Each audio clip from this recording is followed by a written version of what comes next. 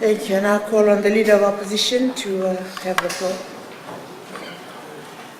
Thank you, Madam Speaker. Honorable Attorney General, Honorable Ministers, and fellow parliamentarians. Madam Speaker, I rise to speak in response to the 2018-2019 budget.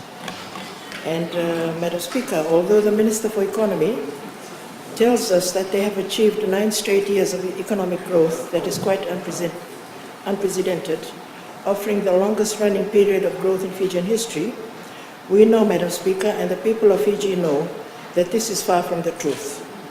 It is our job as the opposition to tell Fijian families the truth that in the past 12 years of Fiji First running the country, the GDP growth rate from December 2006 to 2018 is in reality 2.3%, Madam Speaker, which is the same figure that the Honorable Prime Minister gave for Sodelpa Party leader's SVT term in government. So, Madam Speaker, that's the same figure there and the same figure now. The Honorable Minister for Economy is always boasting about an operating surplus, which other previous governments have had. But this Fiji First government's surplus is a far smaller one. People, Madam Speaker, are not easily fooled, for they already realize that some things are not quite tying up with government propaganda. The people's experience with a high cost of living, price increases each time they go to the supermarket, that what the Honorable AG is saying cannot be right. Higher debt levels, $6 billion, Madam Speaker, increased net deficit as a percent of GDP, 2.5% in 2015, rising to 3.5% in 2018. People may not know these figures from the budget estimates of 2018 to 2019, but they sure can feel it in their pockets, Madam Speaker. The Tebet Times poll results in the past few months indicate that the ordinary citizens are concerned about the high cost of living, rising unemployment, minimum wages, and poverty levels.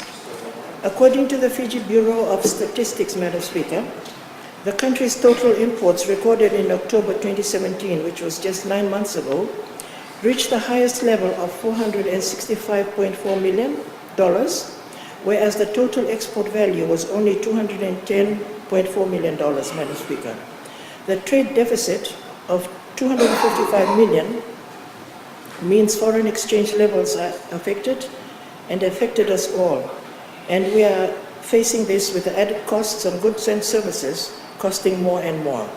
So, Madam Speaker, it's no wonder people are complaining about the high cost of living as imports of fuel, telecommunications equipment, recreational vehicles, foodstuff like rice, cane sugar, wheat, pharmaceutical products, meat and natural gas drive up the price of commodities.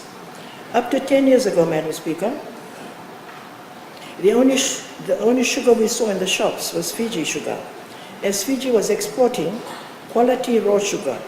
Who would have thought, Madam Speaker, we would so soon be importing it, as local sugar cane production has been trending downwards since 2007, when Honorable Prime Minister Warenge Bainimarama took over the running of government. We have to tell Fijian families the truth that Fiji First government is killing off the sugar industry, and started it off when they caused the European Union in 2007 to withdraw their €300 million bilateral support for the Fiji sugar industry following the 2006 military coup. On rising unemployment, Madam Speaker, and this is from the Fiji Bureau of Statistics, unemployment figures increased to 6.3% in 2017, from 6.24% in 2016. No wonder then that so many of our young people want to go overseas to work, especially in countries like Australia, where the economy is better, the unemployment is lower at 5.4% in May of 2018. With unemployment figures trending upwards, one wonders why the Minister for Economy has not invested a high percentage of the budget in the economic sector, as they are employment creating and generating ministries. These ministries, Madam Speaker, are agriculture, fisheries, forests, land and mineral resources, industry, trade and tourism, sugar industry, public enterprise and local government. However, Madam Speaker, for these ministries, the Minister of Economy has a large control over their budget. And this has been alluded to earlier by speakers from this side of the House, Madam Speaker. Has a large control over their budget, as much of it is under RIE, in which the AG has the final say. For example, Ministry of Agriculture, 54% is under RIE. So how the agricultural revolution is going to happen at this late stage is anyone's guess. The Ministry of Sugar, Madam Speaker, where the killing of the sugar industry continues, with the Ministry of Sugar having 95% of their budget, 95% under RIE, Madam Speaker. Local government, 77% under RIE, so there goes your municipal elections, etc. Madam Speaker, we are here to tell Fijian families the truth. That although the budget has been announced and no doubt will be passed, with 46% of the total budget under RIE, under the control of the Honourable Minister for Economy, nothing much is going to change. The minimum wage of $2.68, Madam Speaker, is well below the poverty line, whilst $4 per hour is considered by Father Kevin Barr as a living wage. Being mindful that the Household Expenditure Income Survey states that in 2013 to 2014, poverty was highest with rural families at 36.3%, most of them having women as head of the household. No wonder rural people have been flocking to the urban areas. And this is all the more reason that better infrastructure and development projects be directed to the rural and maritime areas. And that is what SODELPA will do, Madam Speaker. And when we talk about rural areas, we are talking rural, remote and maritime, where there are various types of poverty. Areas like the provinces of Kumbuna, which are Telev, Lomaiviti, Ra, Neitasiri, and parts of Ba, Burambasanga, Madam Speaker, Rewa, Kandabun, Andranga, and Rosa, Serua, Namosi, and parts of Ba, and the Tobata Confederacy, Madam Speaker, and the Konrobe, Bua, Madawata, and Lau, and of course Rotuma. Indeed, we also consider the peri-urban areas and other settlements. So there are a lot of areas that need to be considered in the types of poverty alleviation and interventions that are required. And this will be inclusive of everyone, Madam Speaker, and no one will be left behind. For Madam Speaker, how can we continue to fool ourselves that $2.68 is a fair and equitable wage while paying the Honourable Prime Minister $328,750 per annum and $3,000 per day whilst overseas, including other allowances and benefits that accrue to him. Madam Speaker, this does not even include his COP23 allowances as President. The ministers, Madam Speaker, are not far behind with $200,000 per annum. In this regard, Madam Speaker, the poor remain poor whilst the rich get richer. Regardless, the people will tell us at the next general elections whether this minimum wage is acceptable to them or not. 200,000. With all government budgets, education has always been a priority. In this instance, $1 billion has been allocated to this sector. Our education, however, Madam Speaker, has taken a beating in the past 12 years, with none of the education ministers seeming to take into consideration the seriousness and gravity of the situation. In regard to teachers and their contracts, their terms and conditions, where some of them are required to work long hours, Madam Speaker, work Saturdays, and provide holiday classes. No wonder there is high absenteeism, with exempt teachers overworked and overstressed. Right now, there are so many movements in the schools with the transfer of teachers in the middle of the term, in the middle of the school year, especially with technical teachers, and no replacement or late replacement. This is very disruptive, Madam Speaker, and distracting in the school environment. Why does the ministry not wait until the end of the school year, particularly with a new teacher in an exam class in the middle of the term?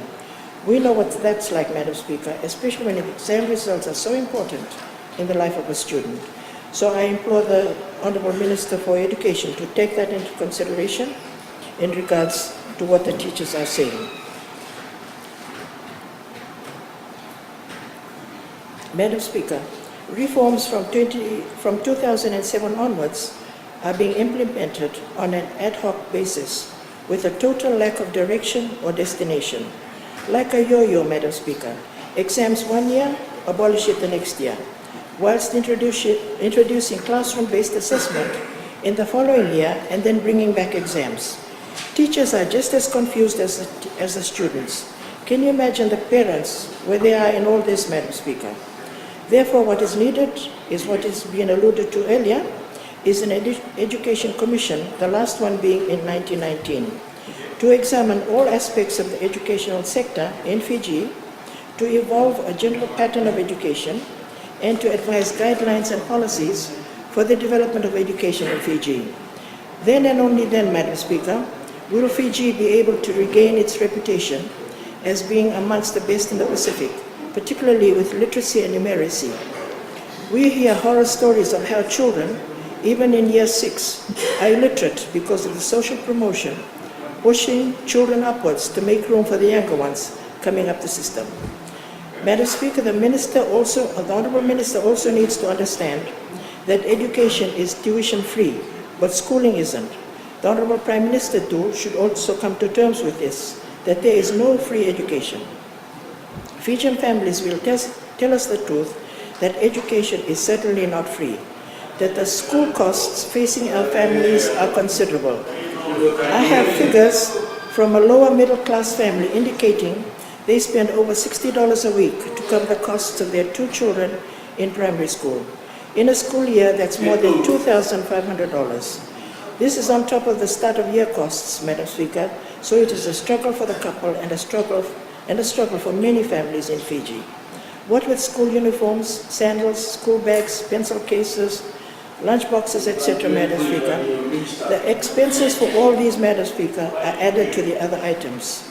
The Honourable Minister and Prime Minister should have a better idea of cost challenges facing Fijian families. He should stop telling the nation that parents should not worry about money for school. Figures do not lie, Madam Speaker, and that is why we are telling Fijian families and the Minister the truth that education is not free. I know some Fijian families and teachers are very concerned about the Minister's implementation of his policy that no child should be left behind.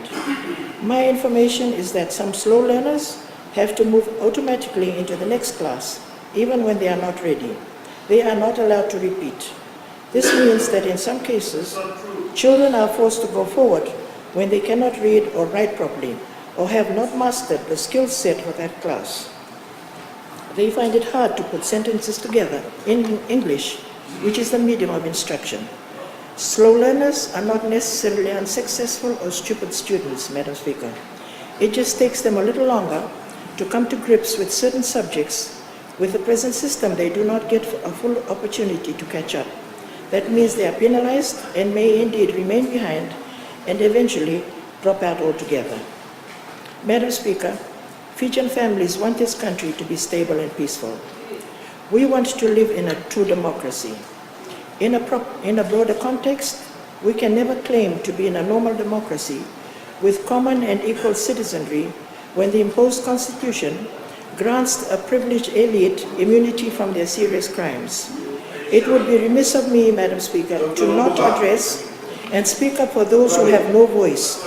People like George Speight, Timothy Silatolu, Shane Stevens, and others who have been dealing with the consequences of their actions in facing the harshest penalties this country has ever known, even for what many would regard as offenses less serious than those committed by the 2006 coup perpetrators. Murderers and thugs remain at large, Madam Speaker. We do not have a totally free press, and members of Fijian families are often afraid to speak out publicly. So therefore, Madam Speaker, I plead with the Honourable Attorney General to lend an ear to people like George Speight and Timothy Silatolu, to give them a hearing through the Mercy Commission, and either with the parole board, who also have a budgetary allocation, the voiceless ones. Where do the incarcerated go to have their voices heard, Madam Speaker? Or are they to remain voiceless and faceless into the future, like George Speight and others who have been in prison since the year 2000? Madam Speaker, for the 3,600 plus pensioners, the voiceless and faceless ones who pleaded for justice to the Prime Minister in 2012, when FNPF went through restructure, with so many of them losing their homes and their livelihood, Madam Speaker. Many of them have had to relocate to another part of the country to try to make a life for themselves as best they could with a much reduced income, with no other means of survival, and with the FNPF decree closing off whatever means of legal redress they might wish to pursue. For them, the future looks worse than bleak. We have to look after these pensioners, Madam Speaker, who have contributed to the progress and prosperity of our country. Madam Speaker, on women, I congratulate women for being the pillars supporting the family. We all know when a woman is there or not there. We can all feel it. Women are created by God to make a difference. In that regard, we ask all women one thing more, and I know you agree to that, Honorable Prime Minister. In that regard, we ask of all women one thing more. We have to start at home. Teimumu Kepa. With a high incidence of sexual abuse, we ask all women to be more vigilant, more watchful, more attentive. Put strategies and interventions in place in the home to protect our most vulnerable and precious in society. That is our children, both girls and boys, in our homes where most of the abuse takes place. Madam Speaker, I also congratulate the women in this House. The Honorable Speaker, SG and Deputy SG, it's so good to see you here every day that Parliament has been sitting for the past 4 years. You are indeed the role model for our younger generations who might want to follow in your footsteps. To the women parliamentarians, I wish you all the best.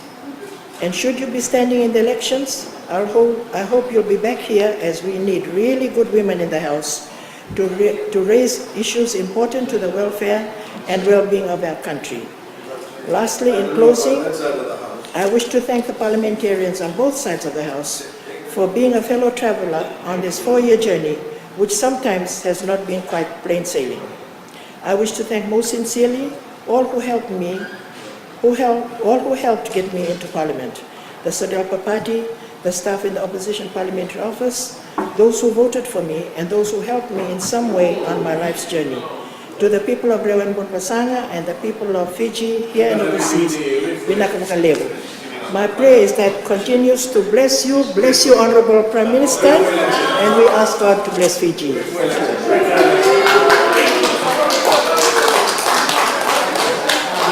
Thank you. And now call on the Honorable Roki Nivilame Kiliraki.